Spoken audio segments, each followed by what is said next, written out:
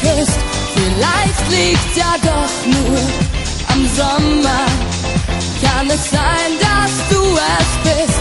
Manchmal macht die Schwerkraft Urlaub und das finde ich wunderbar. Irgendwas ist heute anders.